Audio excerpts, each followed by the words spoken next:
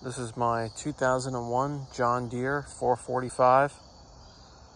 I bought this as it is, restored a few months ago, back in July. I wanted to semi-retire my Simplicity 7119, so I figured that this would be a nice upgrade. I've been looking for one of these on and off for the past few years. My dad actually had one that he bought in probably around 1995, 96. He sold his back in 2005 and traded in on a X575, which is similar in size, basically the same size tractor, only that's four-wheel drive. I think that those are 24 horsepower and this is 22 horsepower. Has a liquid cooled 22 horsepower Kawasaki locking rear. This one has a 60-inch deck on it. I think you could have gotten them with either a 48, a 54, or a 60 deck.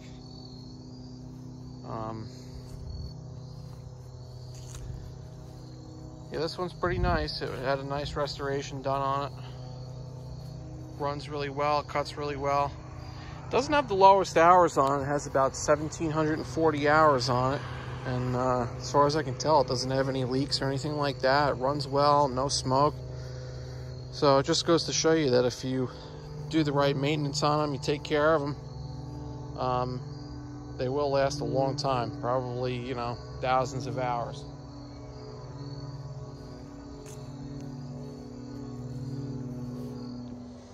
If you are looking to buy one of these,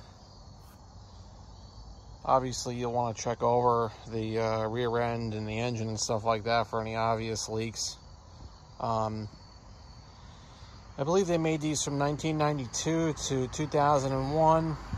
I think that only the year 2001 had what they call the steel cam gear. If you're on the forums and stuff like that a lot and you're reading about these, I guess that the older ones had a plastic cam gear and they can go bad. I don't know. I mean, sometimes they'll last, you know, over 1,000 hours, but it seems like the majority of them, I hear a lot of people that they break around 700 hours or 800 hours, I think. But anyway, this one's an 01, so it has the steel cam gear, so I didn't have to worry about that. It has the previous owner upgraded the valve covers on it. They come with, I think that they all come with plastic valve covers. He upgraded this to the aluminum valve covers. I guess they can be prone to warping and leakage. So that was a nice upgrade. Another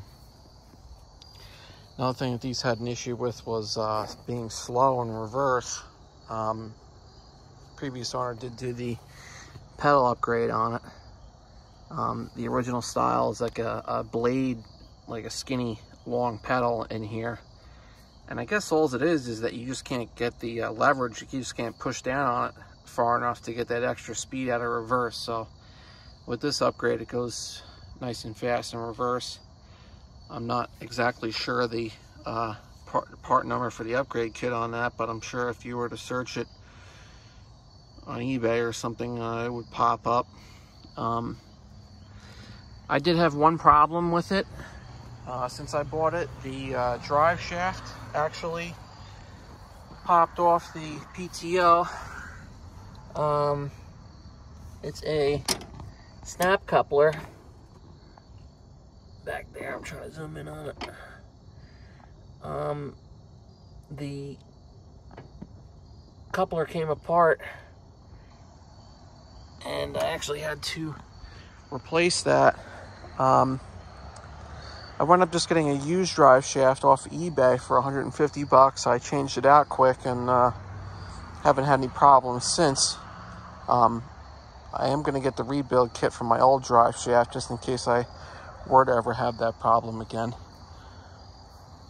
You know, I've read on the forums, you know, about the rear ends leaking and stuff like that. Fortunately, this one's good. Seems nice and dry.